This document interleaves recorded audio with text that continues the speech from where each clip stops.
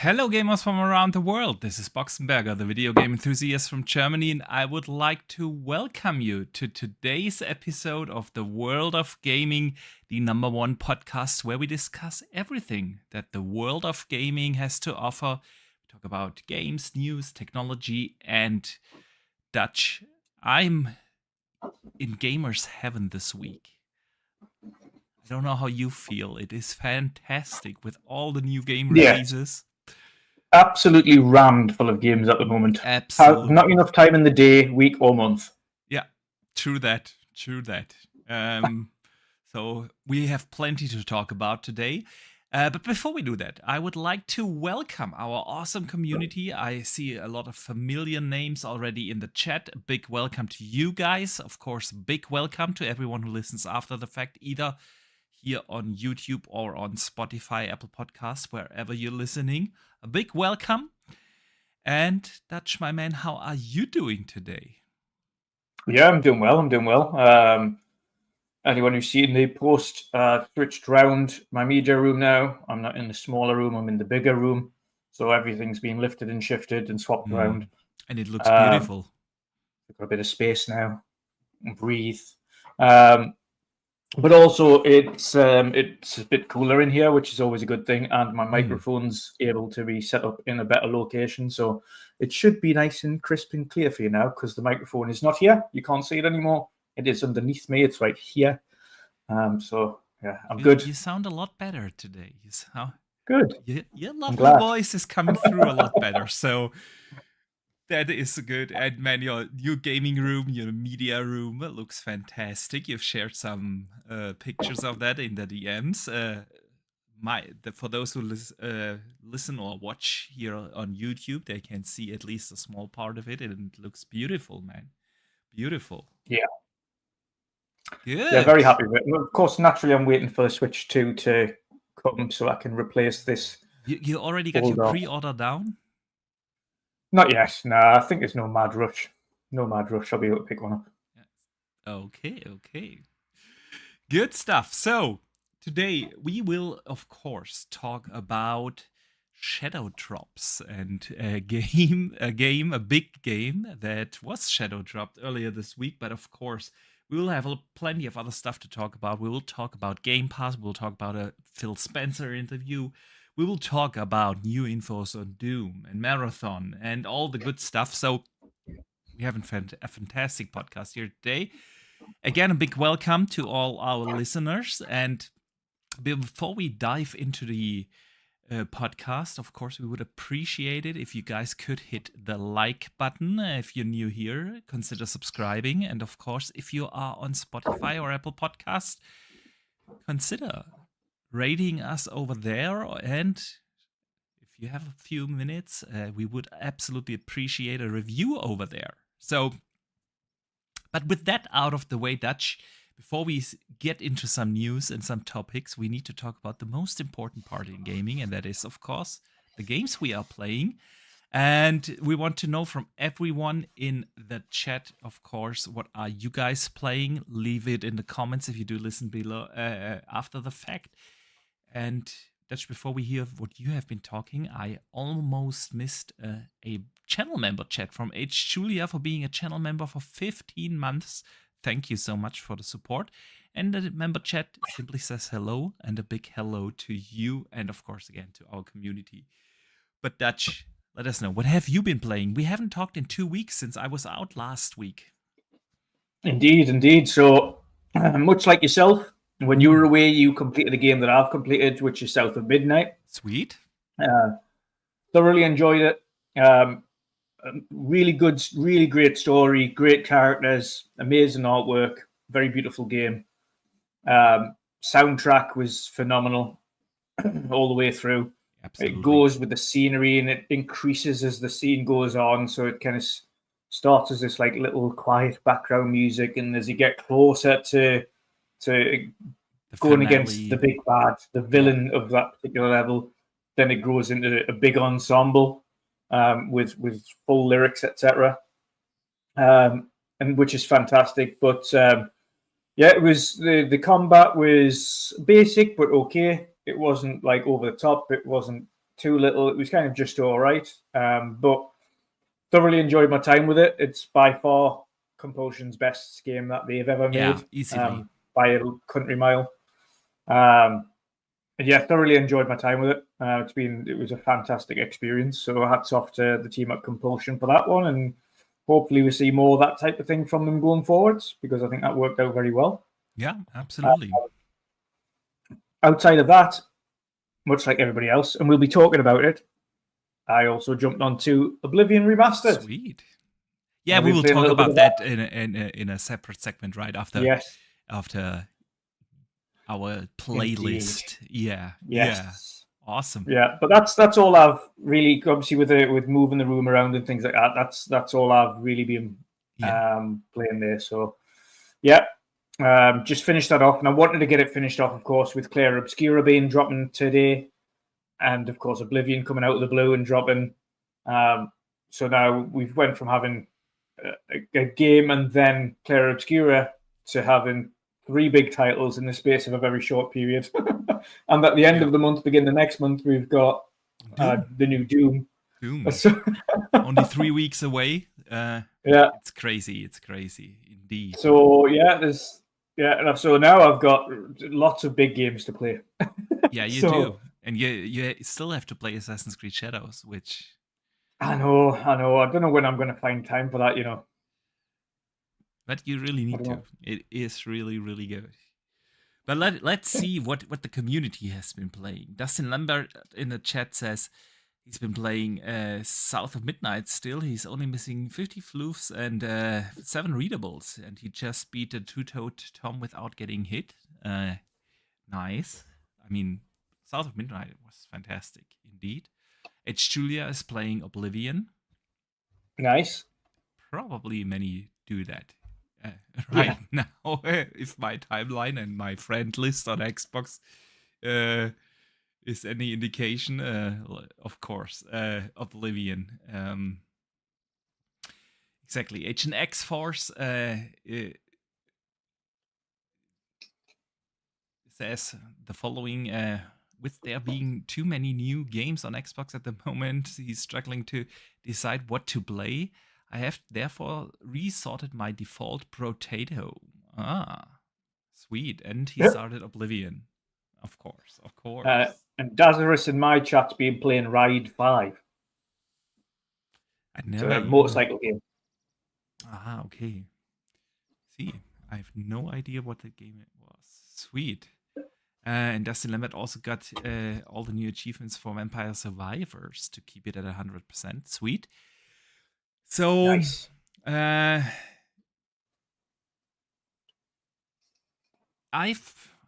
We were on a short vacation for a week. We were at a farm in the south of Germany with the kids, and I got plenty of gaming time and relaxing time because the kids were busy all day, helping out at the farm and playing outside, and so I got.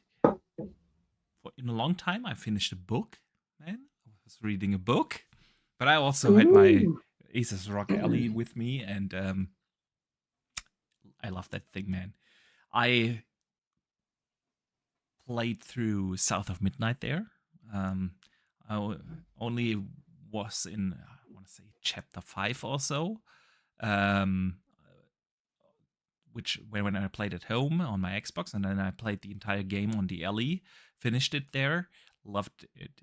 Like you said, fantastic experience. It didn't overstay its welcome because I thought, well, the combat could get a little repetitive at times, but since it was a sweet and not too long experience, it took me maybe, I want to say, 10, 11 hours, something like that, to beat it, right?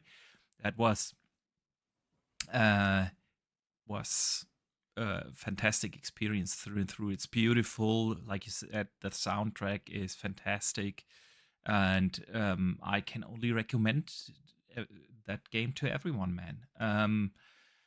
Dustin Lambert in the chat asks what farm animals you got. Yeah, well, the farm was mainly a cow farm for milk cows, not a beef related thing.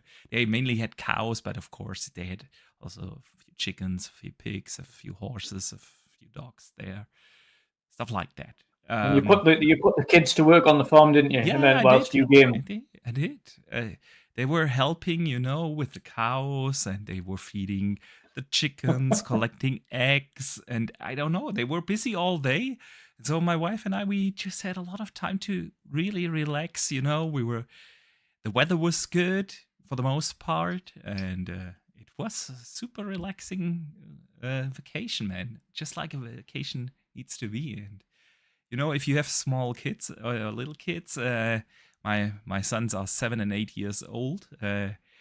All you can hope for in a vacation is that they are busy and you get some time for yourself, right? And we had that. And I also finished up Assassin's Creed Shadows on the Asus Rock LA.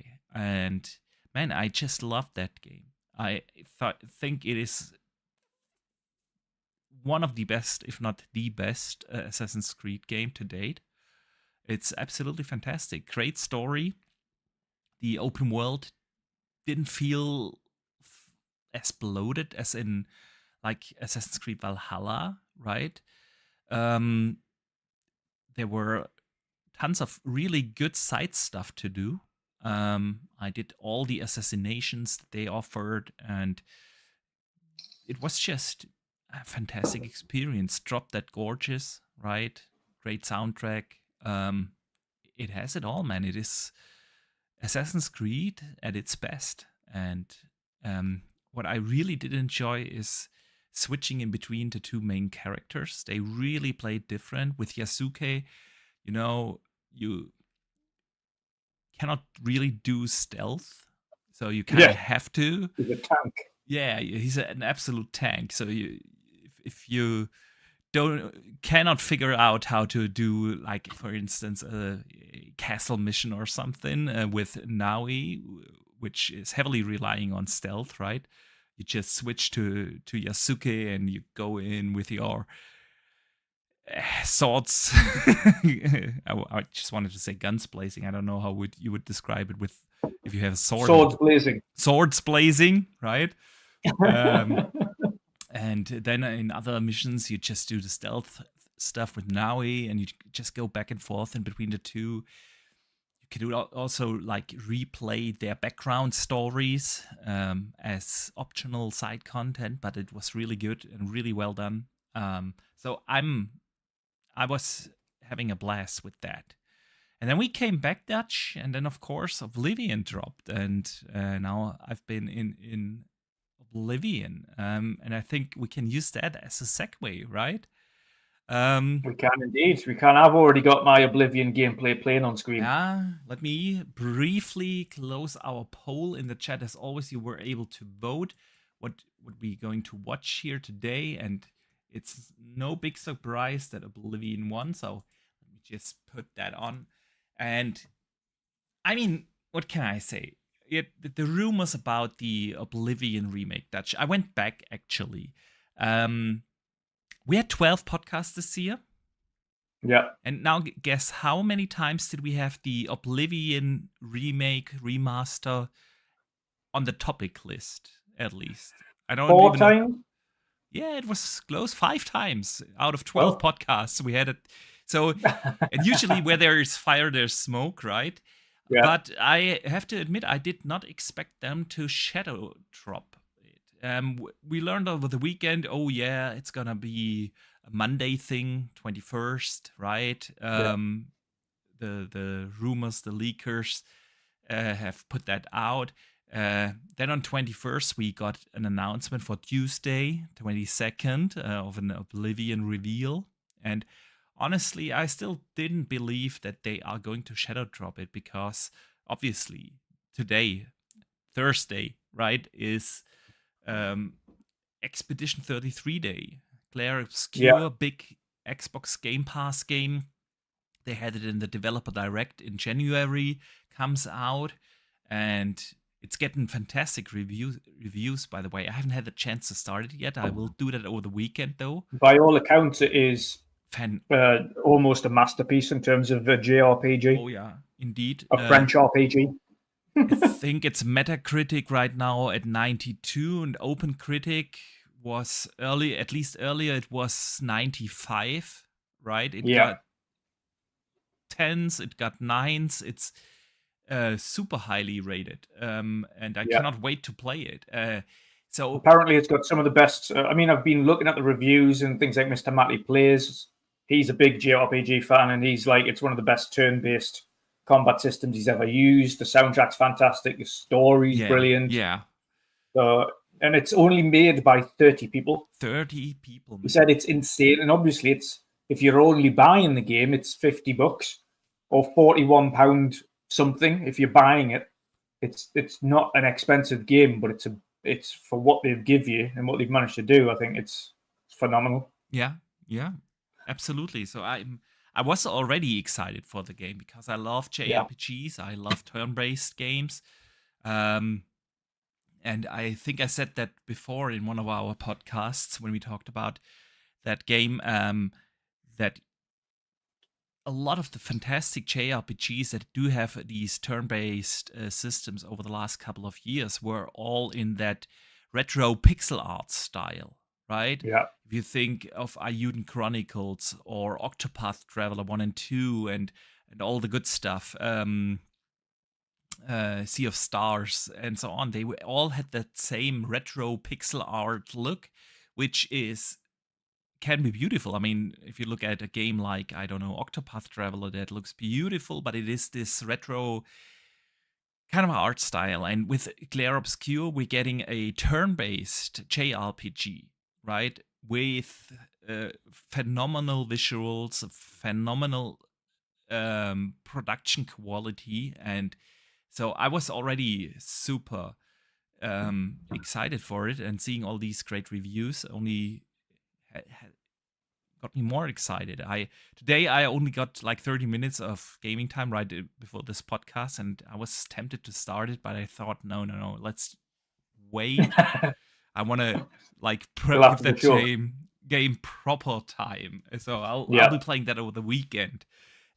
However, with such a great game and a massive game that they have been advertising big time, right, with dedicated spot in the developer direct, I would not have thought, honestly, that they shadow drop it. Yeah, the announcement this week, and then, I don't know, June, July, something like that.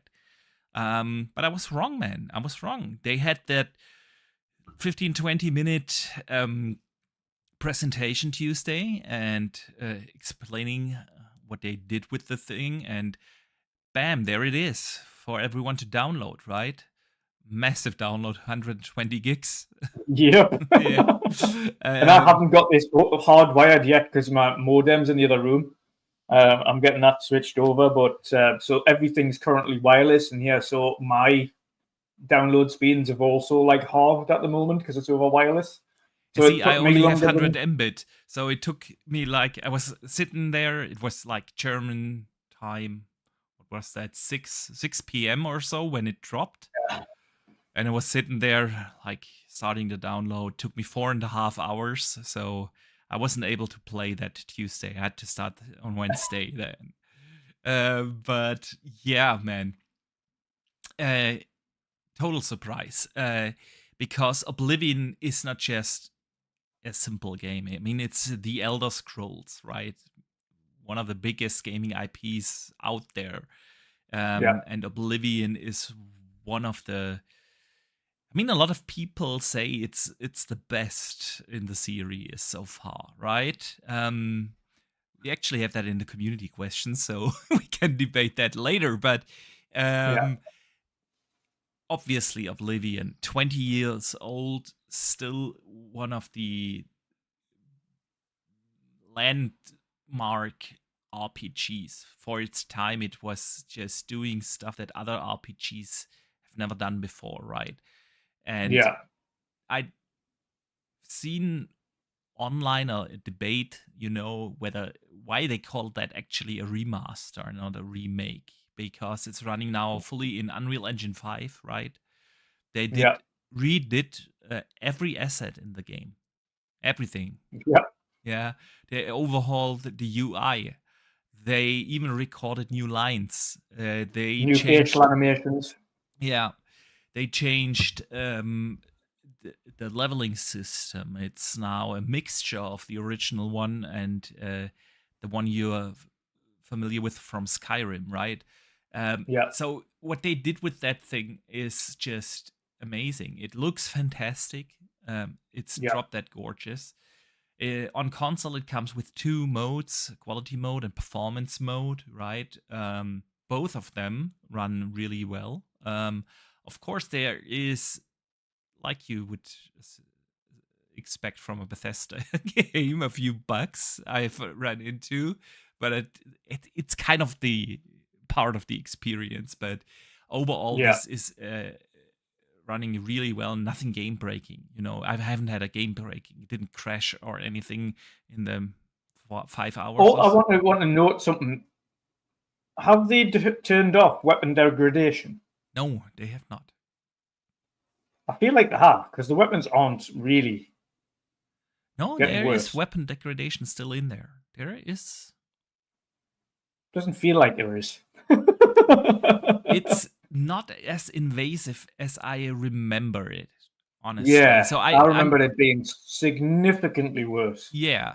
So the only thing that I had break on me was one of my armor pieces, some shoes or something that once broke. But other than that, I was able to get by without like feeling the need to like regularly go to the smith and repair my stuff. But it is still in there. It is still in there.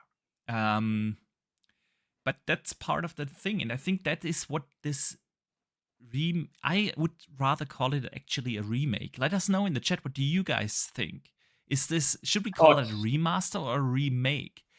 This definitely feels like a remake for me. Yeah, absolutely. I mean, first of all, it is beautiful. You notice it the moment you start playing. As soon as you come out with the character creator and you're in the jail cell, you notice immediately the level of detail that's there now. Yeah, like it's a significant difference. And then, of course, then you see the characters and the level of detail in the clothing and the armor and the weapons, and then you go outside into the world and you see just how different that is now, especially with all the foliage that you never had before. Every little blade of grass and all the different rocks and formations and trees and everything is significantly different. And of course, they've got the lighting and reflections, and everything's changed. Yeah, it is. And there's been a few people pointing this out as well. Elder Scrolls Oblivion is that old. There is a whole generation of gamers that have only ever played Skyrim, so this is effectively their brand new Elder Scrolls game that they've never played. I even argue there's an entire generation of gamers that did not play Skyrim, because Skyrim is now. I find that hard to believe now. It's had 400 versions in the last 5 years. Dude, when did Skyrim come out? I think it was 2010. Yeah, could have been 11. The definitive edition again not too long ago. Yeah, but that's for. Trust me, dude. The gamers that are 20 years old now, they didn't play a game. Don't play a game that it came out 15 years ago. Of course, but even still, the ones that did, Skyrim's the last or the only Elder Scrolls games they've played. So this is effectively a brand new Elder Scrolls, and it is, for the most part, it is brand new, shiny, new graphics, updated. It's everything you could want from an Elder Scrolls. And as a stopgap, whilst you're waiting for Elder Scrolls 6, this is a great, fantastic stopgap for that. It is. It absolutely is. And what are your thoughts on why they shadow dropped it like that? Because they could have easily announced that with this little 15-20 minute show where they talked about. It also makes you wonder what else they've got cooking if they're happy to shadow drop Oblivion Remaster. Yeah. Obviously, they've got Doom coming out with Bethesda. That's going to be one of their big games. But what else have they got coming out at the tail end of the year? Or at least that, because Phil Spencer in the interview, which we'll get to in a bit, not everything that's coming out this year has been announced yet.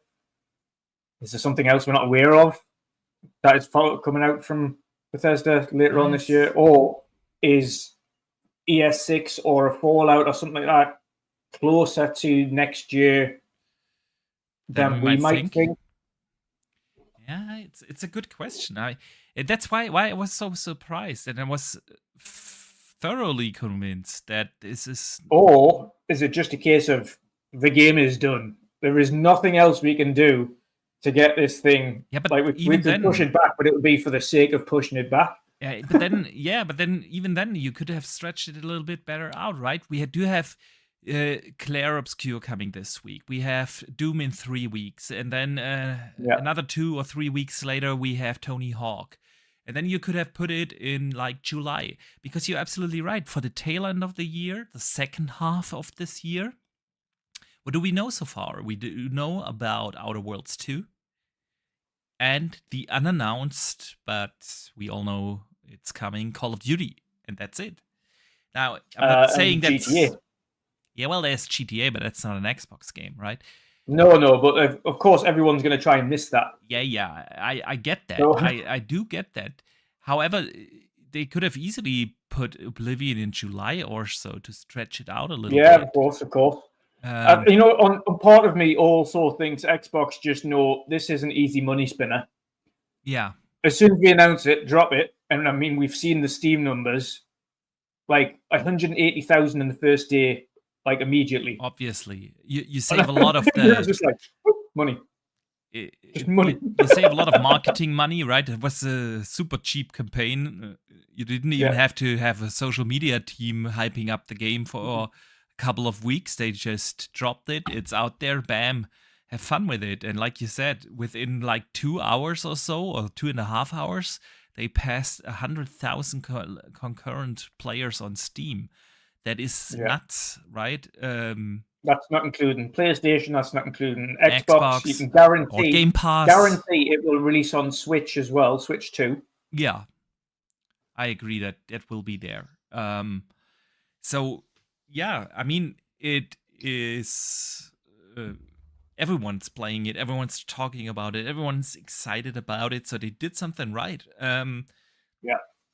And I think really ultimately, I think it just boils down to the fact that the game's done. We know it's going to make us a fortune.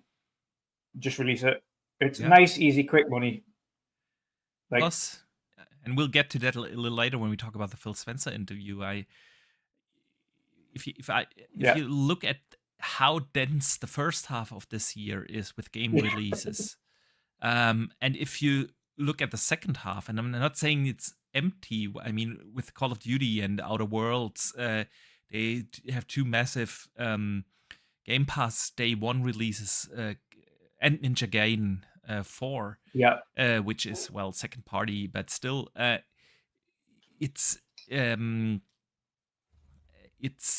like it feels almost empty with quote unquote, only 3 if you compare that to the first half. So, but anyway, man, it's insane, really, though, isn't it? That's a year when you're saying the second half's empty for Xbox with only 3 releases. Big releases, for that matter. How dare they? How dare they have 8 releases this year and only have 3 in the second part? It's really crazy to think about. But yeah, man. Do you think it's gonna hurt Clair Obscur, Expedition 33? No. Originally, I was thinking about it, and I was thinking, you know what it is? Originally, I was going to say, yes, it'll hurt it, but then I seen the amount of people that said, I'm glad Oblivion's there, I'm going to play Oblivion, I've bought Oblivion, but I've also bought Clair Obscura because I love it. And then all the reviewers are saying, listen, this is like fantastic, it's unbelievable. And then I've seen so many people as well, polls-wise, that have been saying, like, listen, I'm enjoying Oblivion, but I'm dropping it and I'm going to play Clair Obscura first. And I've seen so many people say that. It's not even just 1 or 2 people. There's like quite a few people. I think Clair Obscura is going to be fine. And I think that's based on such a positive outlay across the board. It's not just like one or two people are saying it's a masterpiece. I think the fact that everybody's saying this is genuinely one of the best games to release this generation, like it needs to be played. Yeah, I do agree, but I still think, I mean, you could bring up the argument like Clair Obscura isn't a mainstream game, right? You're not relying on casuals to jump in. I also think it helps. I think what really helps is the price to jump in. First of all, again, it's on Game Pass. Second of all, it is a sub 50. It's a sub 50 game. That's what people are really looking into now. When you've got the likes of Nintendo, who, of course, when they did their unveiling, were announcing $80-90 games, and then you have the likes of the potential of GTA's release at $100, and then some of these other remakes and remasters that are priced at $60-70, and then you've got Oblivion and Clair Obscura dropping at $50. You know what I mean? Gamers are like, yes. I do know what you mean. I mean, again, I don't think that the target audience for Expedition 33 is like the casual gaming market, right? No. And the hardcore gamers, they can absolutely live with two major games in the same week. So you can definitely bring up that argument. But seeing how good the reviews are doing, and if there were nothing else to play, right? I still think the excitement or hype around Clair Obscura would have been bigger.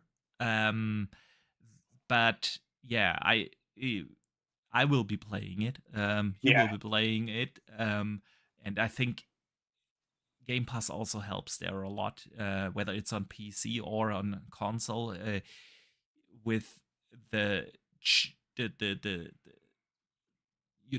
a barrier to get into the game, being solo, not a full price game like you said, but also being on Game Pass. I still think and hope that Expedition 33 finds its audience, right? And Ray Old as well in the chat here said Bethesda tweeted out today as well, acknowledging Expedition 33, and said they can't wait to play it. So they're doing their best to kind of help them. As a sorry, sorry for chucking out a mammoth game pretty much the day before their game releases. But no, I think Expedition. The good thing about this is obviously with Game Pass, that'll help them because people will download it anyway to play it. But I think across the board, the good thing about that is, again, word of mouth. The more people that play the game, the more people will try it out. The better the game is, again, word of mouth, because everyone's having such a good time, they're going to play it. We go off each other's recommendations all the time, me, Boxy, and the guys in our group chat. And usually it's a case of, okay, like if you're happy with this, then I'm going to jump on it. I'm going to try it out. So I think, ultimately, I think Expedition is going to be absolutely fine. Yes, it probably didn't help them a little bit having the game drop like that. But I ultimately think, long run, I think it's going to be fine. I think it's going to be successful. I sure hope so. So yeah, man. Oblivion kept the gaming community super engaged on socials, and now, of course, in the game. And of course, let us know in the chat, what do you guys think about this remaster, or I would rather call it remake. Because if you look at the footage that is running there, that's recorded on Xbox, by the way, Xbox Series X. It is dropped that gorgeous, and man, the nostalgia just hit me. The first time you're leaving the sewers, right, when the music sets in, and the first Oblivion gate, and all these great memories came back, man. And it's been a while since I have played Oblivion. I've literally not played it since it originally released. Yeah, I'm not 100% sure. I think I briefly jumped back into it, but didn't do a full playthrough when the Xbox One X came out, and we had all these auto upscaling and 16 times anisotropic filtering stuff going on, and I just wanted to see how that looks on that game. but it was more like 30 minutes just to see how it looks. And I think that was the last time I was in Oblivion, and now I fully intend to do a full playthrough again. I will be playing Expedition 33 in parallel, which is something I usually don't do. I don't play like two kind of story-driven single-player experiences at the same time, but this time I cannot resist because nostalgia just hit me with Oblivion, and I really, really want to play Expedition 33. It's And I don't know about good. you, but I've unintentionally went pretty much straight beeline to the story and not really done much exploration. Well, I have done some exploration, but it's been part of the story. So kind of beeline straight down the main quest. Yeah. As opposed to doing side quests and things. Yeah. That's something where you can tell it's an older game because it really doesn't tell you much where to look for the sides quests and the faction quest lines. And since it has been so long, I find it hard to kind of remember, for instance, where you find the Dark Brotherhood quest line, which I remember being absolutely awesome. But yeah, I just wanted to play the first Oblivion Gate, so I also followed the main storyline first, but now I'm at the part where I'm saying, okay, I can rest the main storyline for a bit, and I've just wandered out and tried to explore the world, visit the big cities, and yeah, man, I mean, you can tell with some of the mechanics that this is an older game, but they've done such a phenomenal job, and especially the leveling system feels much better than in the original now. So, I mean, it feels. It's the good thing is it feels it. It sounds silly, but it just feels like an Elder Scrolls immediately. Like it doesn't feel any different to Skyrim or anything that's they've ever released. So you kind of it just slips right on like a glove. You're just like, yep, there we go, straight back in. There we go. Absolutely. The only thing I didn't remember, which is not like Skyrim, of course, is the leveling system and having to go to sleep in a bed in order to level up. And I completely forgot about that. I was like, oh, yeah. Yeah, I totally forgot about that as well. And then I was looking around for beds and I couldn't find them anywhere. I was like, where's all the beds? And I was going into buildings thinking there would be a bed. There was no beds. I was like, oh, God. So I was having to go to the monastery or whatever it was where the priests and things were, and I just slept in one of their beds. Yeah. Oh. Yeah. Yeah, I forgot about that. So. Great game, man. Great game. I just love the Elder Scrolls. Yeah. Fantastic. So, Dutch, let us move on from Oblivion, and but stay with an Xbox game that comes actually out in around about 3 weeks from now, and it is Doom. Doom got a big story trailer this week. And I usually we don't talk just about there is a new trailer thing. I wanted to talk to you about that because there was a story trailer. And I'm still feeling like it's kind of weird to see Doom being advertised for its story. And so, because I know there is story per se in the previous Doom games, but you know what I mean. That's not what Doom is about. But this time they are really going heavy on story. There's gonna be cutscenes, proper cutscenes, and everything. So I wanted to get your thoughts on this. What did you think about the story trailer and Doom actually like focusing on storytelling in the game? Great. I mean, no one ever really played Doom for its story in the past, but to add a story in there with cutscenes and things now, it's just additional content for us that we'll enjoy. Doom has an awesome world, a dark, gritty world, and to have an actual, I mean, although it does have a story campaign, again, when's anyone really ever played Doom for its story in the past? It's usually just kind of you pick up little bits of information here, there on little data pads and things, and Yeah. It's never really been front and center. So to have an actual fleshed out story with cinematics and things like that built into it, great. It's just going to make it. I think it's going to make it a little bit more. Should we say inclusive to people who want a little bit more of a fleshed out story they can pay attention to, as opposed to just okay, so what's actually going on in this universe and let's run and gun. Just flesh it out a bit more, because really, for the most part, with Doom, it's an awesome shooter where you can just have fun, wreak havoc, and kill demons. But no one's ever really played it for its story. True that. Dustin in the chat says, I can't tell you what the story was in Doom 2016 or Eternal, and I beat both of them. Yeah, likewise. Yeah. I don't care for reading like little notes you find or things like that. So Doom was all about fun gameplay, fast-paced gameplay, brutal gameplay, rip and tear, right? Basically.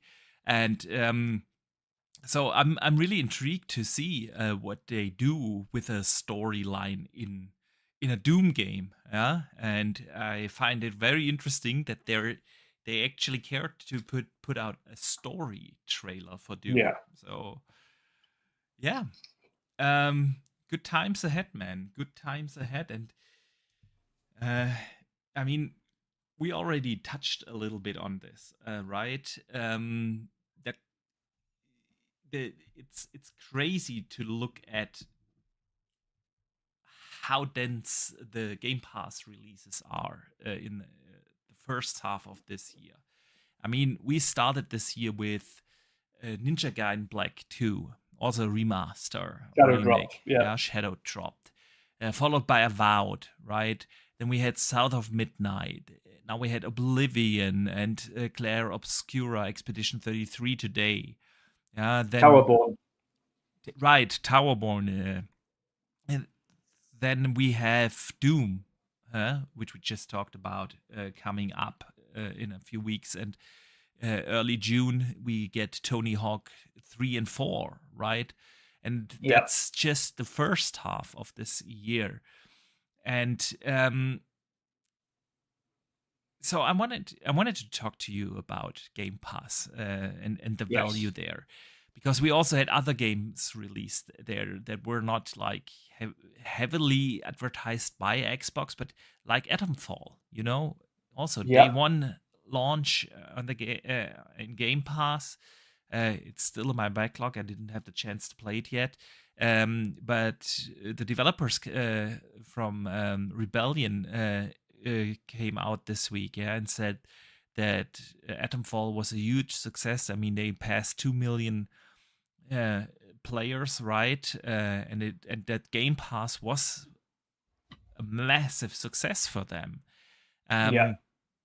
So, but even still, if you look at this whole thing, of Game Pass, you see critical voices out there saying, well, it hurts the developers, it hurts the industry, what's the point, and so on. You still hear these voices, and if I look at the sheer value that we are getting, and we just talked about the big games of 2025 and the first half, and you need at least two hands to count them, and plus all the smaller releases, that we haven't mentioned just this year. And in the second half, Call of Duty is in there, Outer Worlds 2, and we have Ninja Gaiden 4 coming, right? All Day One drops in there. And a lot of people have said, well, Game Pass is the best value in gaming. But how do you look at this now in 2025, where we are finally at this cadence where that Xbox promised us for a long time, where you have like regular releases, kind of like the Netflix thing, whenever you turn on Netflix, there's something to watch in there, and we're finally there. Game Pass, you just turn it on and there's always something to play, something new to play. And so how do you see all this Game Pass? It is absolutely, like, without doubt the best value in game. Without doubt, Yeah. there is so much content on there. Whether it's indie games, whether it's older releases, whether it's brand new day one releases, whether it's third party or first party, it's just a continuous. Right now, it's, dare I say, a little bit too much. Almost. It definitely Almost. feels. Well, it is. It is, and it's again, like I say, within the space of a couple of weeks, we've had South of Midnight, Oblivion, and Clear Obscura, and of course we've had other indie releases. We've had a bunch of stuff continuously released, and it isn't even stopping. Again, within the matter of another couple of weeks, we're going to have Doom, and we're going to have Towerborn, and then a couple of weeks after that, we'll get Tony Hawk, and then like it's just non-stop. And people keep mentioning, and I think Oblivion's prime example of, if it's a good game, it's going to sell regardless of whether or not it's on Game Pass. And Oblivion's one of those. Oblivion's a kid literally shadow dropped and had almost 200,000 concurrent people playing the game on Steam the day it was on Game Pass. Everybody knew it was going to be on Game Pass because it's an Xbox/Microsoft thing. So everybody could have just downloaded it there, but no. The vast majority of people on PC have went out and bought it on Steam immediately. Within 2 hours, like you say, it was 100,000 people. Yeah. And it was also on Game Pass and also on PlayStation. So if it's a good game, people will buy it. It doesn't matter if it's on Game Pass itself. Yeah. So I've never ever bought that Game Pass itself detracts from it. And Xbox have said this continuously. It's never damaged anyone's sales, because if it's a good game, people tend to want to buy it anyway. And they know that third-party games don't stay on Game Pass. They know third-party games move. So if it's only first-party games that are forever remaining on the service, then you don't have to worry about that. Third-party games like Clear Obscura, if somebody thoroughly enjoys it, they're going to buy it. And I know vast majority of people will do that. Because they want to keep it. A lot of people just want to say, I own this game, or want to have it in their catalog, or want to have it in their inventory. I would also argue that even if you just play it through Game Pass, right? Yeah. It's really not hurting, because No. Atomfall is the perfect prime example. I really don't know the exact sales numbers, but they made it out to sound that most people played it via Game Pass. And even still, the developers themselves consider it a success, because, let's be real, at the end of the day, if a developer wouldn't see a business case in it, or a publisher, even Microsoft themselves, right? If they wouldn't see a business case in it to make a lot of money with it, they wouldn't do it. They wouldn't put Rebellion wouldn't have put Atomfall on Game Pass if it wouldn't make financial sense for them.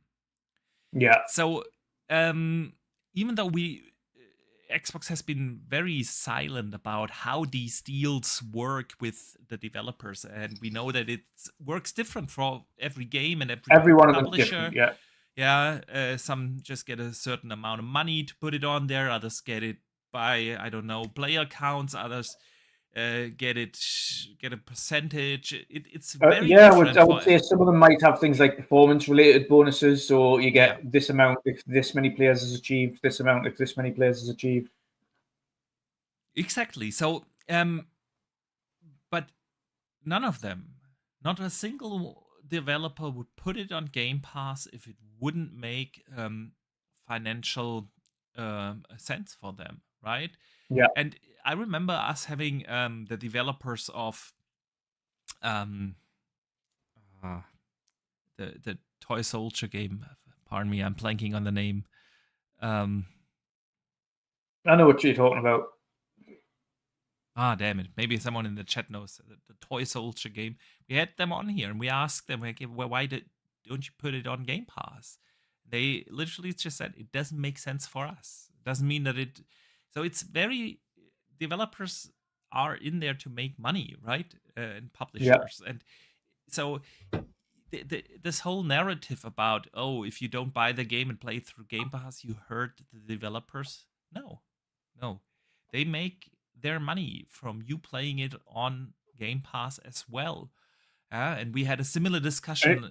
I was going to say as well, like on that note, saying that people seem to assume that these developers are strong-armed by Microsoft to release their games on Game Pass, but it's not really the case. No. We'll go to them with a proposition. This is their proposition. Okay, we want to have your game on Game Pass. This is what we're offering. If that developer says no thanks, then it doesn't go on Game Pass. Yep. If the developer sees it as a beneficial thing for them, they'll go, yeah, absolutely, let's do it. Exactly. So it's not like if it was going to damage that particular publisher or game, that publisher would see at the offer table whether or not that was something that was going to hurt them. So it can't possibly, they can't possibly come out and say, yes, Hypercharge Unboxed, that's the one. Yeah, but sorry for interrupting you there. But no, they would have, like you say, the publisher would have, so it can't possibly damage the industry on that front because the publisher doesn't have to accept the game going up the Game Pass. It's not like they're being forced to do so. They're choosing to do so because they've been offered the opportunity and the package works well for them.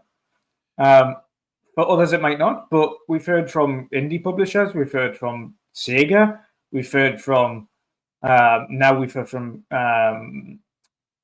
the publisher for Atomfall. Yeah, Rebellion, we've heard from them that it's worked well for them, and they've got Sniper Elite there as well. So true. The new one that's just released, so it's clearly worked for them. It worked for Sega, which is why Sega keeps releasing games on Game Pass all the time. There's a number of big publishers that it clearly works for, and there's a lot of indie publishers as well that love it, and they will continue to use it. So, yeah, in terms of for the industry, it's not harming anybody. The only person it's harming is companies that are unwilling to provide something that's going against or going to compete with it. That's the only companies that's getting harmed by it, not the publishers of other companies. If your platform doesn't want to offer a service that competes against it, that's entirely up to you. But if there's value on another platform, that's what you know as a USP, a unique selling point. Xbox ultimately and Microsoft ultimately, if they could, would have Game Pass on every platform. Yeah, I agree. Every platform. And you can tell others are not, namely PlayStation and Nintendo, of course, they're not in the same mindset just yet. They will eventually be, because I totally think subscription services in gaming are the way to go forward. I mean, subscription services captured every other form of entertainment many years ago, right? You have streaming services now with Netflix and Disney and everything, right? And that totally made like actually buying. I don't know who buys a movie anymore, right? It's like ridiculous to think about that. Or music, yeah, everyone uses a subscription service there, and even books and things like that, right? So why would it be any different for the entertainment format that is gaming and video games? So and I mean, 2 weeks ago or so, I mentioned to you that I subscribed to Ubisoft Plus, right? To play Assassin's Creed Shadows for a month, and I got a lot of flack on Twitter for it. You should support the developer and so on. Well, if Ubisoft wouldn't see a business case in giving me the option to play the game via the subscription service, they wouldn't do it, right? Yep. If they wouldn't make enough money from it, they wouldn't do it. So I am supporting the developers by using a subscription service there. And 100% right, because you've got to think of it that way. Like, some money is better than no money. If you're going to subscribe for a month and pay $20 to play that game for a month, as opposed to spending $70 and keeping that forever. Yeah. Even if you play that, if you go, I'm going to have to get in one more month because I haven't quite finished the game yet. That's $40. You don't own the game. They've got $40. Yeah, exactly. I think in terms for them, if you're doing that for one game or two games a year, and you're potentially paying $80 to 100 to play 2 games or something because you end up taking a little bit longer on a game. Plenty of money. They're still making lots of money off that. Absolutely. So it makes no difference to them whether or not you do it through a sub-service or not. They wouldn't offer it as an option if it wasn't something that was going to benefit them. Exactly. So Dave Ramos sends in a super member chat for being a channel member for 46 months, man. Thank you. So that's 4 years of continued support, man. I super appreciate that. He says, as game prices continue to climb and whispers of an economic downturn grow louder, the value of Game Pass seems to be reaching new heights. And I fully agree. If you think about the general economics, yeah, I mean, here in Europe, we have a little different economy, especially here in Germany, where I live right now, when compared to the US. But even in the US, they do have their issues with increasing prices, inflation. We had many years of inflation now behind us, and so on. And paying 80 euros, which is the standard price now for games, right? For a game that you play 10, 15 hours or so, right? It is a hefty price to ask. And I'm not saying, well, every game needs to be like at least 50 hours long in order to justify a full game price. And not saying that, on the contrary. But at the end of the day, it is a hefty price to ask to have just a little bit of entertainment, which what video games are, right? They are an entertainment format. So yeah, I do agree with Rafe Dammers that especially in economic troubled times, the value is. And you've got to think as well in terms of not just the value. If you think of what is in terms of the movie renting apps like Netflix versus your game renting apps like Gamepass, the value is significantly higher in the game rental one than it is that in terms of what you're getting for your money. Yeah, absolutely. So while Netflix, you're paying 15, 20 bucks or 10, 15, 20, depending on what one you've got with Netflix to watch films every month. Each one of those films is maybe, hour and a half, 2 hours, maybe 3 hours at a push. Yeah. The game you're getting on that is 5, 10, 20, 30, 40, 100 plus hours per game across the board. And if you're doing that over like hundreds of games for only 15 bucks a month versus the 15 you get from Netflix, like you've got significant amount of content, significantly higher than the likes of a regular movie streaming app. I do agree. And especially when you consider like discoverability, right? If you're not sure if you're gonna enjoy a game, right? And you have to pay 80 bucks to find out if you're gonna enjoy that thing. The barrier is very high. Has always been very different with movies, right? If you not sure, back in the days when you had to like buy or rent your movies, right? You have like a barrier of 10 bucks, 15 bucks. I'm just gonna give this a try. Same with music. Yeah, if you don't know if you're gonna like the new CD, the new album of your band, one of your favorite bands or so, yeah, I'm just gonna get that and find out and see whether you like it. But if there's a price tag attached to checking something out of 80 bucks, the impulse buy thing, where you just, I'm just gonna give this a try, is gone, right? You really think about, do I invest 80 bucks into a game where you're not sure? Like, I'm a perfect example with Kingdom Come Deliverance too, right? On the one hand, I did enjoy the first one. I liked the story and then world building and the realism that they were going for, but I really despised the combat in the first one. So I was torn, and I was sitting there asking myself, do I spend $80 on Kingdom Come Deliverance 2 to see whether I'm gonna enjoy this more than I did with the first one? Yeah, I'm not. I'm not. Not if I do have like another game that I can just buy for $80 that where I exactly know that I'm going to enjoy it, right? So the whole discover thing, checking things out, trying to see what you like and what you don't like. And in a lot of cases as well, just to add to that, not even having to download it, you can technically stream it on the cloud first, so you don't waste space. Try it for an hour, and then go, okay, I like it. Now I'll download it. Yeah, exactly. It's even better.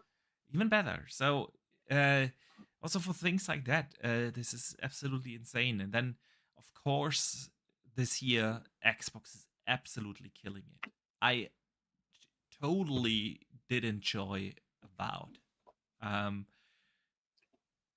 Cannot tell you how much I enjoyed it. Actually, I was in love with that game. Yeah, right? same. Absolute fantastic experience. Then we had South of Midnight. Blew me away. Like the music and the colors and the art style and the story and everything. Super enjoyable experience, right? Then Oblivion, of course. I don't need to tell you how much I'm loving that. I have no doubt that Expedition 33 will also be like. So I have like already, if we talk early game of the year contenders so far, Avowed is definitely in there, right? Oblivion, I'm not sure if you should say that. I mean, we probably won't, but you know Jeff Keighley will. Yeah. Yeah, will he though? Will he though? It's an Xbox He release, likes man. these remasters, remakes. It is now an Xbox release, and that it is. He's not shying away from nominating remakes. I know that, but he's shying away from nominating Xbox games. So what will he do with Oblivion, man? But you know what I mean. He needs to make a remaster remake category, which we've said for years, and put those type of things in its own category. The best remake / remaster. There you go. There you go. There you go. But you know what I mean? We are only like good 4 months into the year now, and we are already having like a handful of games that you could easily bring up in the discussion around that. I mean, let's see where we are at the end of the year with Doom coming, right? Which will also be in Game Pass Day 1 release, right? And we have Outer Worlds 2, and of course the big one, GTA. I'm super looking forward to Outer Worlds 2. That got some screenshot / alpha gameplay the other day, and that looked fantastic. Yeah. It really does look fantastic. Cannot wait to see that at the developer direct after the Xbox June showcase, right? And then finally play it, of course. But you know what I mean? There's plenty of games already where you at least could bring up in a discussion around a game of the year contender, and this year is filled back to back with these kind of releases, like every other week basically. We have one of these games where you're like, damn, that I want to play that. I really want to play that. So yeah, the value of Game Pass, man, is absolutely amazing. And I mean, we had a big Phil Spencer interview this week, and he also touched on Game Pass. And a lot of people picked that up. I've seen it on the social channels. I've seen a lot of people pick it up because Phil Spencer said, well, Game Pass is not for everybody, right? And he said the following: it's not for everybody. If you play 1 or 2 games a year, Game Pass probably isn't the right business model for you. You should just buy those 2 games, and that would make total sense for you. But I want to have the choice, so we remain focused on everything that's on Game Pass. That everything is on Game Pass available, but also to buy. And it's exactly this, right? I mean, it's not a new statement. We've heard very similar lines from him and others Xbox executives before. Game Pass is an option. It's not a sole model. There will still be games to buy if you prefer that. Um, so it's not really a new statement, but it reiterates on this whole idea of Game Pass, right? Where, man, this is a fantastic option, especially for those who do play more than just 2 or 3 games a year, right? And I think you and we are definitely in that category. Also, probably most of our audience here are playing more than 2 games a year. And for everyone there, it's undeniable how good of a value Game Pass is, right? Yeah, undeniable. But I use it for so many things. And even now, every now and again, I'll think, I want to try and play maybe an indie game or something like that, and I'll go on to Game Pass and I'll see what they've got and see what things I might have missed. Yeah. Something smaller, and I'll just go, okay, let's try this, and I'll download it and I'll play it. Yeah. And that's like for me, every now and again, and you'll know as well as I do, sometimes you don't want a big beefy experience. You just want I want something short and sweet, and I'll have a look through and see what's relatively short, and I'll Google time to beat on certain games, and I'll be like, okay, that's quite short. Let's give this a try. Yeah. See what it's like, give it a try. And I've found so many indies across the years through Game Pass by looking at some shorter experiences by little developers. Absolutely. And then, of course, like you say, the bonus of Game Pass is not only do you get these nice, neat and tidy indie experiences, but you also get the big monolith, mega AAA games that drop in from Xbox or other third parties. And that's the sweet little cherry on top, is these big, massive things. Yeah, I do agree. I do agree there, man. Let us use that as a segue, because Phil talked about a couple of other things. One of them being Indiana Jones. Yes. And he kind of hinted at Indiana Jones sequel. At least that what a lot of the media outlets made or took out of his statement.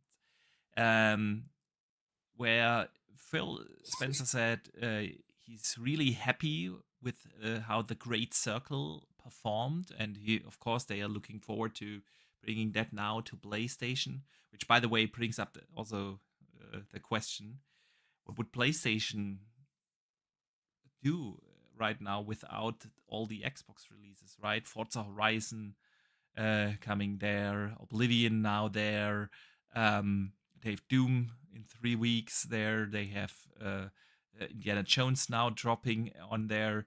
Like, the sales charts must be dominated over there with the Xbox games. With Xbox titles. Yeah. Especially since third-party releases are,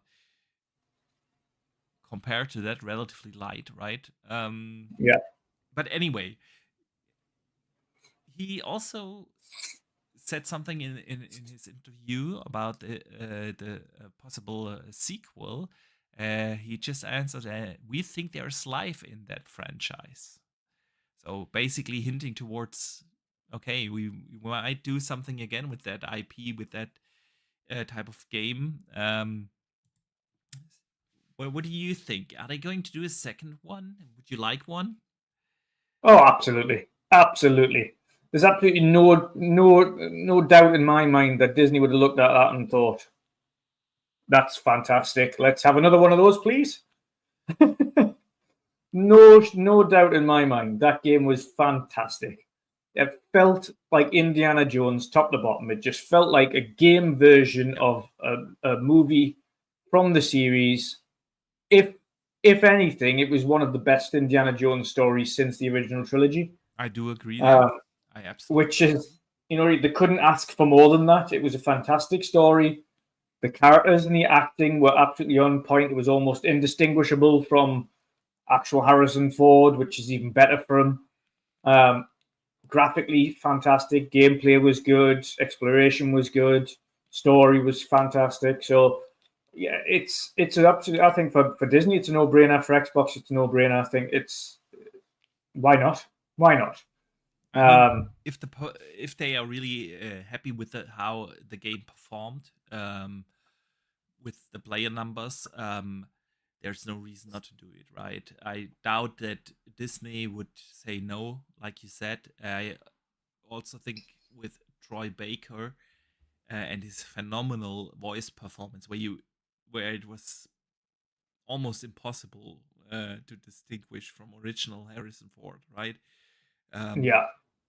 it totally makes sense to do another one.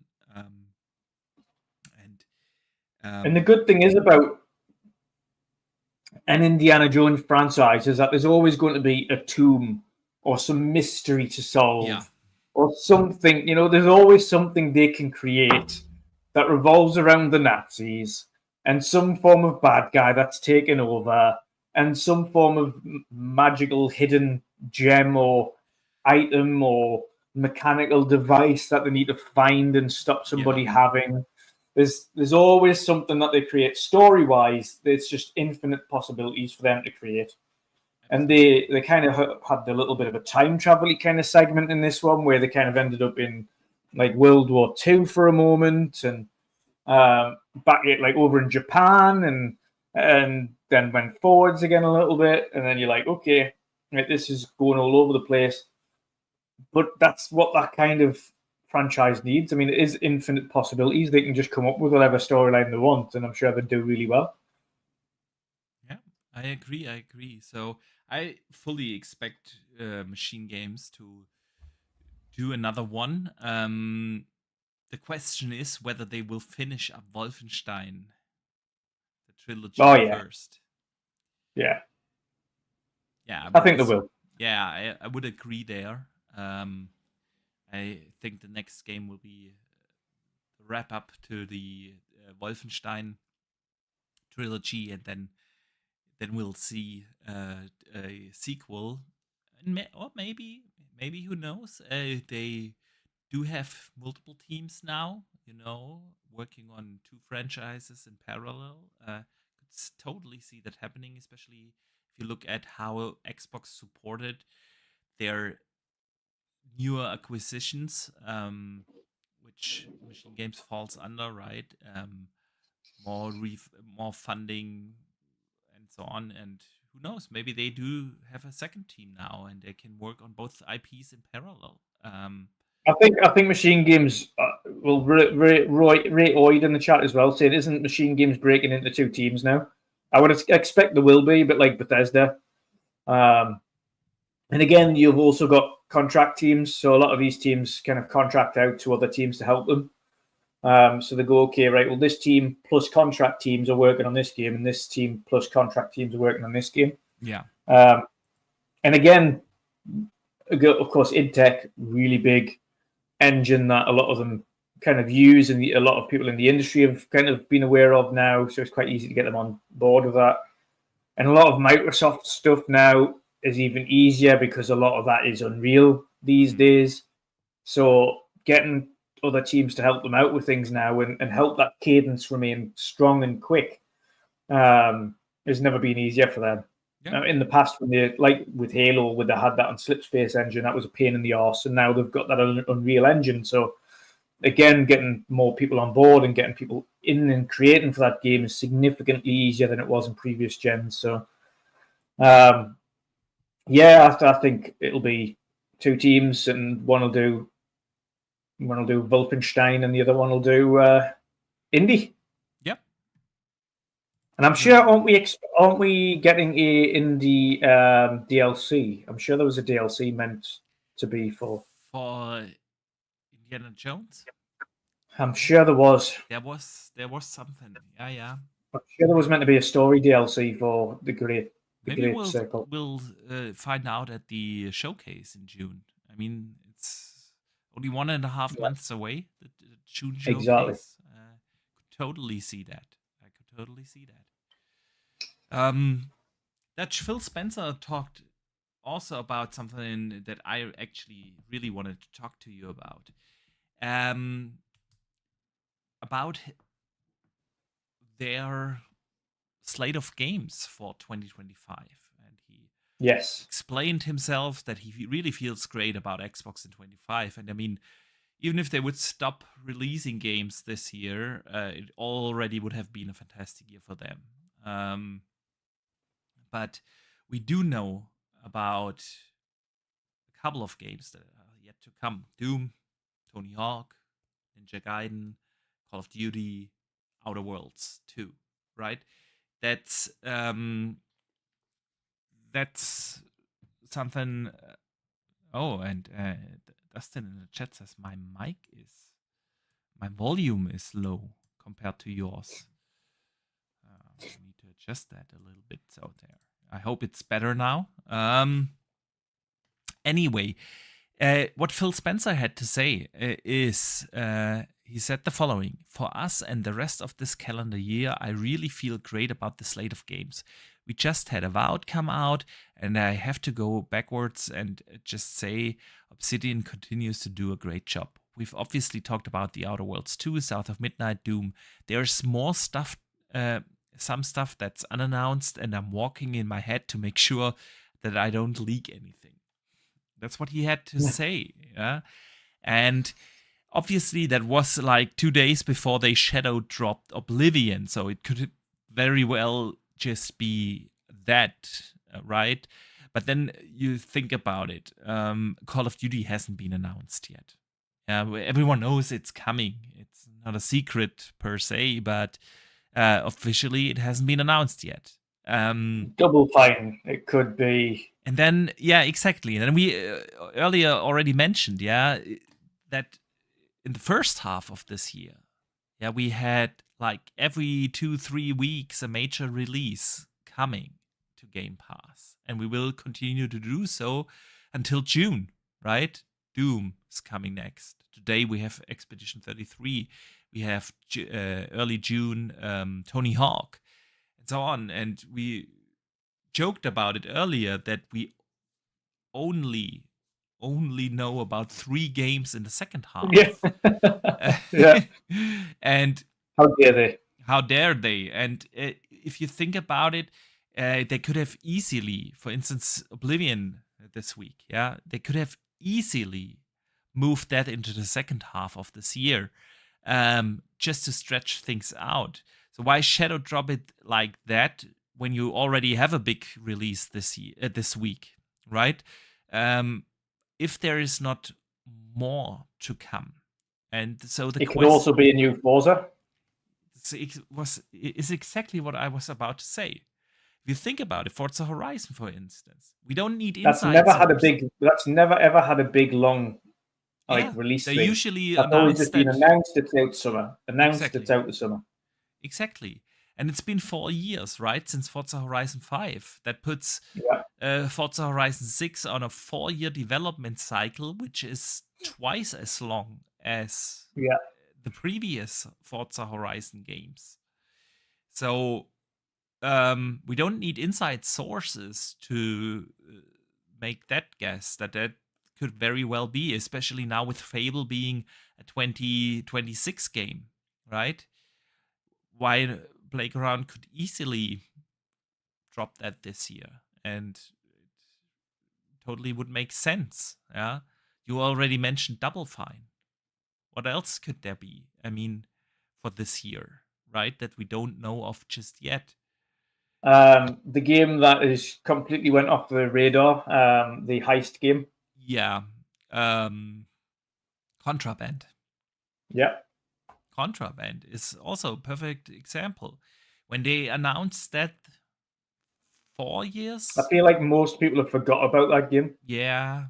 I mean, they said when they announced it 4 years ago, they said, "Hey, we have been working for more than 3 years already on that game."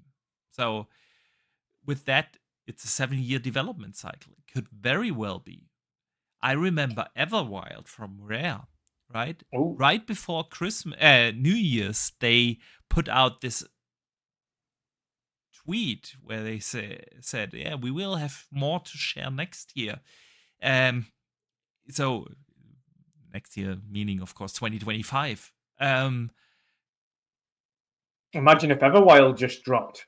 I mean, Everwild, what has that been now? 7, 8 years? Something like that? Been a while. We know that they changed things up and things weren't working with the game and they weren't happy with it, so Yeah, they but kind still, of went 7, back 8 and years is a long yeah. time, man. It Oh really yeah. is a long time. I could see them announce that at the June showcase, and then it's one of the, I don't want to use filler because that doesn't do the game justice, but as one of the double A releases for the second half of this year, could easily see that happening, right?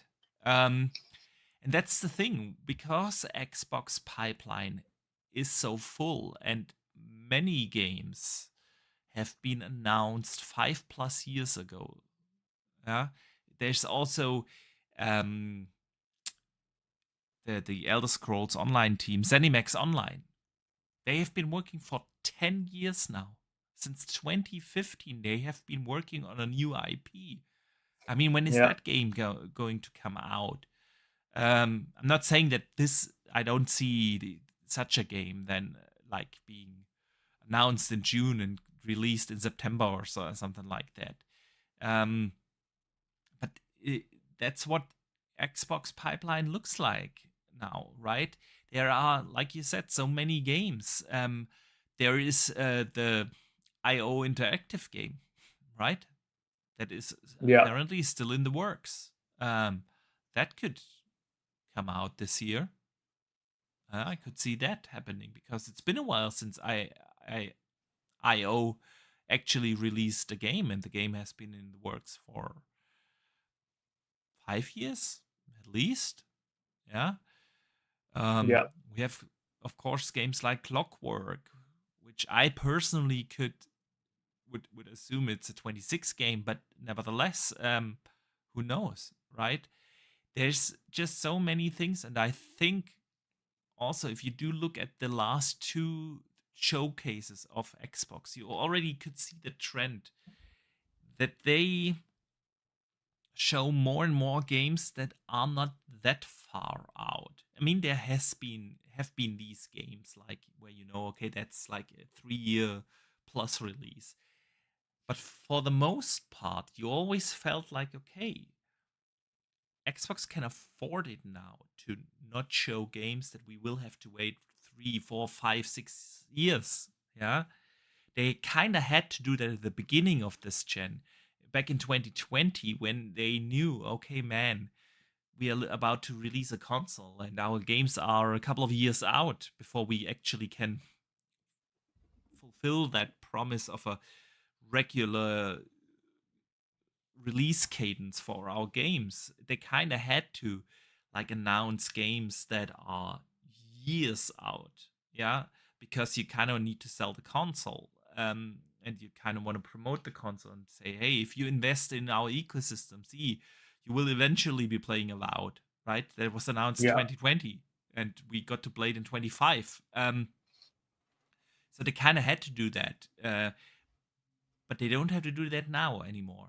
With like already 3 major releases for the second half in Call of Duty, Ninja Gaiden, and Outer Worlds, they can really announce games and release games a lot closer together. Look at what they did with Oblivion. Yeah, they announced it, and 10 minutes later, bam, there it is. Yeah.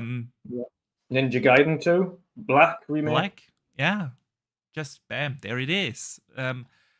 And even things like Tony Hawk, like 2 months in Yeah. advance, right? Well, even if you have to think of Ninja Gaiden 4, like, it's coming the end of this year. Yeah, There you yeah, go, have fun. yeah. Which almost feels like a long time because January to, I don't know, Yeah. November or something. Um, almost feels like a long time in advance. But if you think about it in the big picture, it really isn't. If you compare that to other games that are announced 5 years before they come out, and Xbox is at that point now, and that's why I totally expect at the June showcase to see at least 1 or 2 games for the second half that we haven't officially seen. And I'm not talking about Call of Duty there. because technically we haven't seen that either, but we still know that it's coming. So Forza Horizon is a very good candidate to be there and Yeah. to come out this fall, right?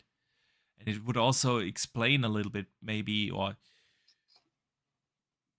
goes into the narrative of why Fable has been moved. Yeah, if Forza Horizon simply is ready and Fable could use a few months extra in the oven, why not just release Forza this year? And I think also, even if they had both of them ready, which I think Fable, pretty much would have been ready anyway. I think the one that you're likely not getting impacted as much versus GTA would be Forza. Yeah. Whereas I think if you had Fable right next to GTA, I think that would have a massive knock-on effect. I think on that front, if they have two games ready, you'd sit there and go, Forza, we know people will play regardless, because you can jump on Forza, you can have a few races, you can jump off it, you can jump back onto GTA, you can jump back off and play some Forza. Yeah. With Fable versus GTA, that's a different story entirely. That's two story games. One of them's a juggernaut. Yours, although it's big with the Xbox fans, is never going to be as big as a GTA ever. Yeah. I agree. So yeah. I mean, it's just massive. It's just massive. And again, we've been shouting at them for years. I mean, if you go back through to our earlier podcasts, we've said it like for years and years. When Xbox get into the cadence, and they keep telling us to get into this cadence, it's going to be insane. And we're seeing that now. And now we've simply got almost too much to play and not enough time. Yeah, I agree. And the fact that we're sitting here and going on Xbox, we've only got 3 releases at the end of this year. Only 3 major releases. How dare you? How dare they? We only have, at the beginning of the gen, we barely had 1 major release a year. Yeah. If not 2 a year. If you think about 2020, we had 0 releases. 0 releases. Well, there was Pentiment, but we had 0 releases. Yeah. Yeah. No, you're absolutely right. So it's a great time to be on Game Pass and in the Xbox ecosystem this year. Absolutely. And I have no doubt that they will continue that throughout 26, because if 26, I mean, it's pure speculation town right now, but of course, Gears, Fable has been confirmed to be a 26 title. Perfect Dark is most likely going to be a 26 title. Clockwork, yeah. And if Forza Horizon isn't a 25 game, I think it's a very highly likely candidate also for next year. And then again, Everwild, if it isn't this year, then next year. Exactly, and State of Decay 3. So many things. State of Decay 3. State of Decay. Yeah, that's also almost a certain 26 game, right? Then you have Double Fine's game, probably going to come out next year. And you've got Toys for Bob's game that they're working on. Yeah, right. Yeah, although I could see that this is not a 26 game, because they only just started working on that game 2 years. Well, not necessarily, because they hadn't released something for quite some time before they separated. Because they have been on Call of Duty all the time, and they only separated like literally a couple of months after the acquisition. So but that was still a while ago. Yeah, 2 years. Yeah, but they could have been working on it like a year before that. No. And even if that's 2 years, you're talking maybe 3-4 years. It could be a 26 game. It depends on what the game is. If it's for instance another Spyro, which is highly likely, that could be a 26 game. It's not like those platformers etc. aren't big long turnarounds. That is true. I still could. Of course, a lot of things could. That's like a AA. That's another AA game. Yeah, that's another AA game. That's. Oh yeah, Gears E Day. Gears 22 of I God. mentioned that earlier, yeah, but yeah, Yeah. of course, Gears and again, Perfect Dark. So Halo somewhere in the distance. 27, yeah, 28. 20. That's more likely. Yeah, I think Halo will be launch window of next gen. Yeah, I mean that would be the best move for them, is to use that as a launch title. Then you Unreal Engine 5 Halo. Absolutely, absolutely. So yeah, man, Xbox Studios cadence is crazy for the foreseeable future, and Yeah. I cannot And wait to that play doesn't, everything. we're not even including there the likes of Bethesda Game Studios and all of the different teams they have. Oh, and Blade. Completely Oh forgot yeah, Blade's in the Blade. work. Yeah. Blade is a good one. I do you think we see that in the June showcase? We could see an update. Was that 2 showcases ago? That was during the Game Awards 23. Yeah, It so was it's 2 Game years Awards, ago. but I think it Not last was year, but the year before. it wasn't 24. It was at least 23, if not Yeah. 22. Yeah. So yeah, Blade could be, man. Blade is a good shout. I think Elder Scrolls. I mean, Ray Oid in the chat is thinking Elder Scrolls 6 2030. I think 28. Yeah, me too. They've already mentioned that they've been play testing it. Yeah, and what still rings in my head is this one interview that Todd Howard gave like a week or two before Starfield came out, where he talked about the full production phase. And he usually says that they take a long time in pre-production, right? Yeah. But when once a game goes to full production, it's basically a year, maybe 1.5 to 2 years, but that's the full production phase. Actually producing games out is pretty fast compared to their pre-production and prototyping phase.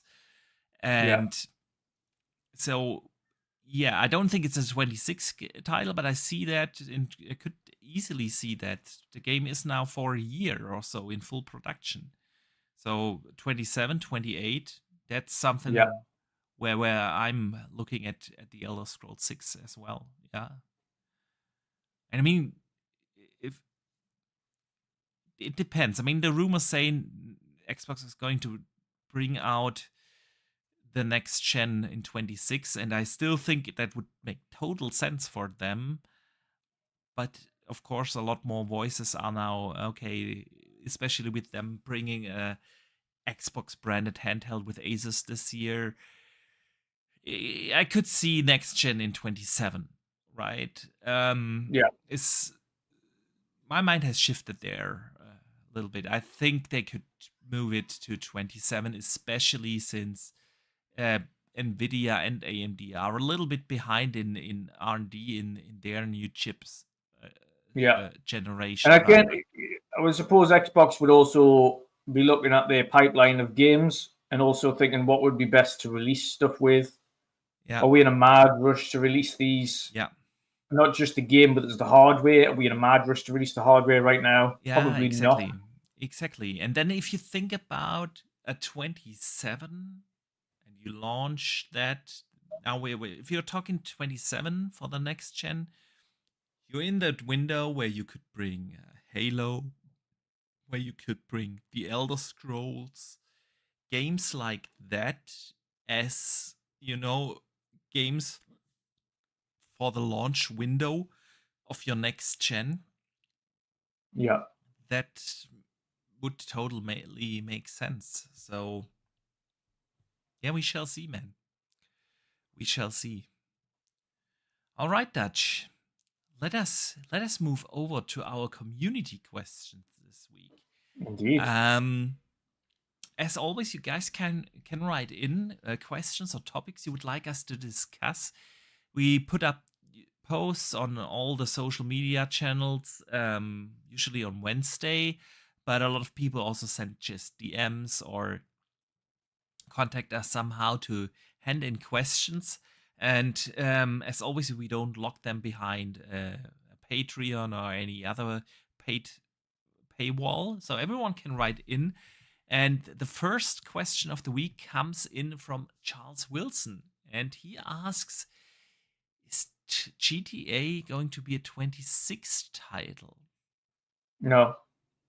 I don't think so either. I mean, Rockstar just talked about this a couple of weeks ago, where they said, well, they don't have the need to start the big hype and the big marketing machinery months and months in advance now. Yeah, with the hype being gone so quickly in this day and age, they rather show and talk about the game pretty close to launch. So them being quiet until the end of April about GTA shouldn't mean anything, and I fully expect GTA to be a this year game. Yep. As far as I'm aware as well, they've already told PlayStation and Xbox what their release window is going to be to kind of give them a heads up. Of course. I think probably also some other big publishers know at least a window for it. Yeah.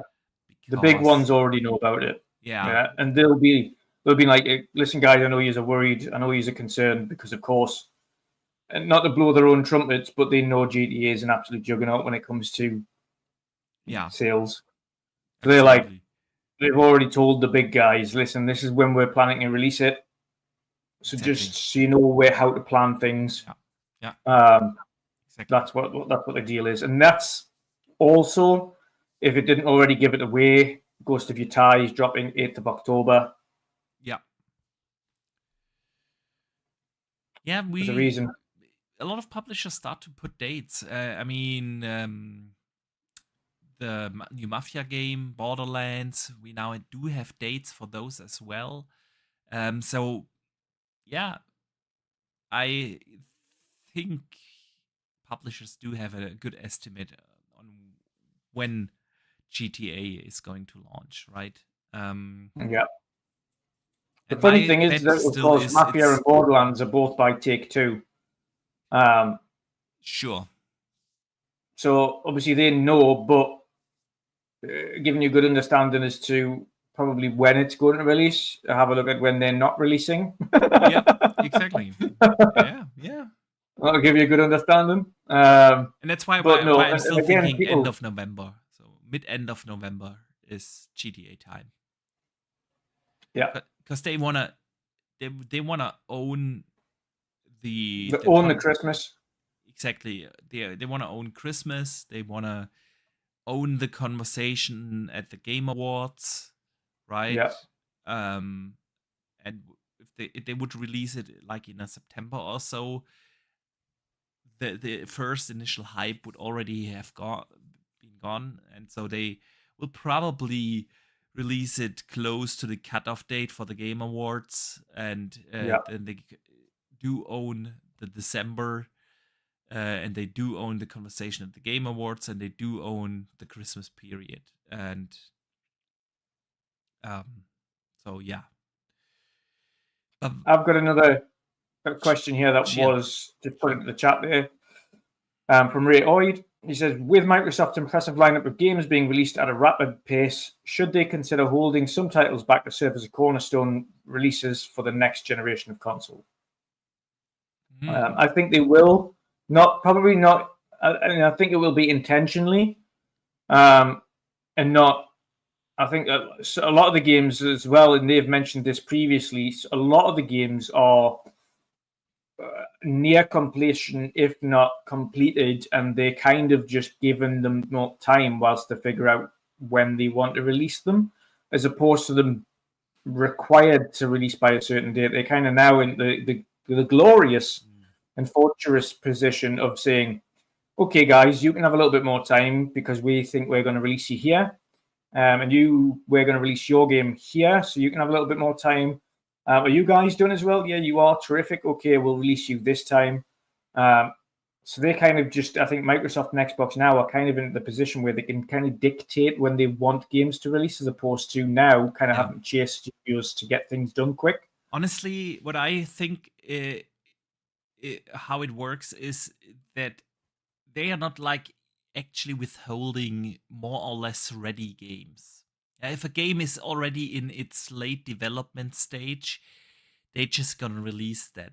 But they will definitely talk to those games that are midway through the development cycle and that might target, I don't know, an early 27 release right now in the beginning of 25. Yeah. And they will talk to those developers and say, hey, what would happen to the game if we would give you like an extra year of development time?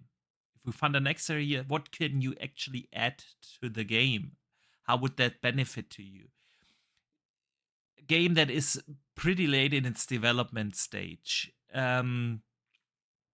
isn't, unless it's not really ready and full of bugs and so on, but isn't a likely candidate to be withheld, because adding to a almost done game an extra year of development cycle can help you figure fixing bugs, but it will not help you to create a better experience per se. You're not gonna add like significant new gameplay mechanics or new boss fights or new this and that.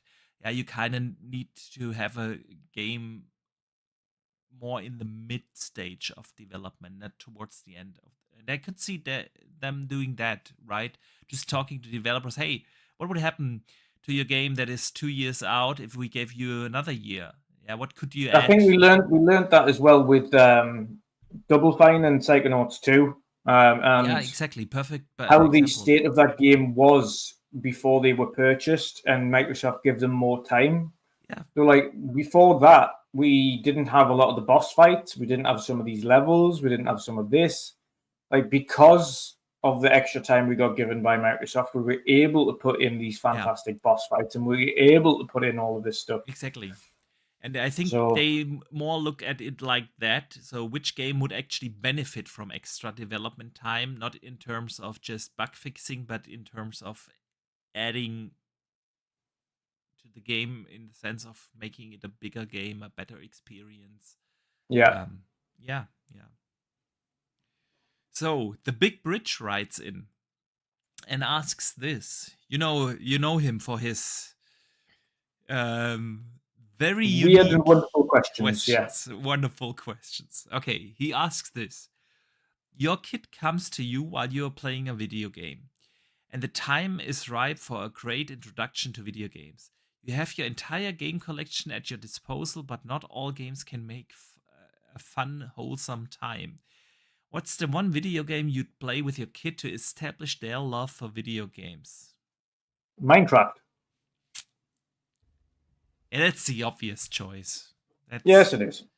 That's the obvious choice. See, that's actually a question I am facing all the time. Because yeah, you kind of want to introduce your kids to the gaming world properly, right? And what I did when they were like 2 years ago or so, when I first introduced them to video games, I went back to games that made me a video gamer. Like I put on Super Mario World from the Super Nintendo days, games like that. But then I realized, hey, in this day and age, they might not be the best games to introduce your kids to gaming, because those games are old. Those games are clunky compared to what you can have today, right? So I switched to more modern games from your likes of Mario Odyssey and games like that. And then I realized, hey, those for a 5-year-old, 6-year-old games, those games are also pretty challenging, because we are so used to, okay, how to navigate in a 3D world. and how to navigate the camera around, right? But a kid who just got introduced, and especially when they are younger and their coordination isn't the same, I also found out that this isn't the best game to introduce kids. So I can definitely recommend something like a Mario Kart. Yeah. And now that they are a little older, 7 and 8 years old now, of course, Minecraft is definitely a thing. But I kind of introduced them to the Lego games, honestly. Yeah, Lego games are good. They are good. They're good for the kids. Yeah. Easy combat mechanics, easy camera movement, those kind of things you want to consider when recommending games to the little ones, right? It doesn't necessarily have to be the best graphics or the best story and gameplay mechanics. You kind of have to think, okay, what kind of games can they handle in terms of coordination on a controller, plus do they may plus the difficulty, right? And going back to these super old games that got me introduced to gaming, yeah, I started on the NES with Super Mario Brothers. Now, going back to that, it's crazy that I stuck with video games, but it was just different in the time at the time. I don't know. Anyway, next question comes from Rave Demos. It's a little bit a longer one, but it's a very good one. So listen carefully. Given the limited RAM available on the Xbox Series S and the trend of extended cross-generation periods, do you think these constraints will push developers to more aggressively adopt advanced DirectX features like sample feedback streaming to optimize resource management as the current generation continues to age? Or conversely, will Xbox instead lean into promoting xCloud as a safety net for Xbox Series S owners, enabling them to experience higher-end gaming via streaming as we transition into the Generation 10? I mean, we've moaned about the fact that RAM is definitely a cornerstone of one of their problems. Yep. And they absolutely need to have that as one of their increases next gen, like a minimum. I mean, minimum. They're talking about now they've got a shared 16 gig pool at the minute. It's just not big enough for what you need to do. They need to have like 24, 32 gig minimum now on these next consoles. Yeah, but then how will they handle the cross-gen period? That is very good, and you know on the that cross-gen thing. Yeah, it would have to be streamer. It would have to be super sampling or upscaling technologies. They have FSR available to them, so they would just have to really lean on that. It would be things like that in order to kind of do super sampling and or lower the quality of the games that are coming out for previous gen. When they're doing their next gen versions, but that raises the question: will developers put in the extra effort to first party? Yes, second party probably not.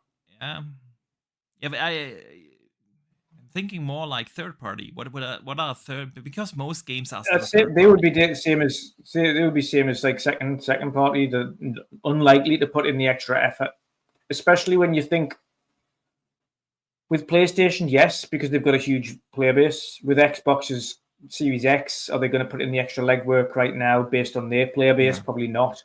They don't have a big enough console player base for them to worry about that, especially if they've got a new console in the loop. And they're more likely to focus on just developing the new console version for Xbox than they are for the previous gen version. Xbox, of course, direct. First party, of course, they're going to put in the effort. They're going to be doing cross-gen versions. I agree. I think, honestly, two things will happen. One thing, I hate to say it, but I expect to see that cross-gen games will run really bad on the Series. Yeah. They will. Yeah, it'll remind you of Cyberpunk.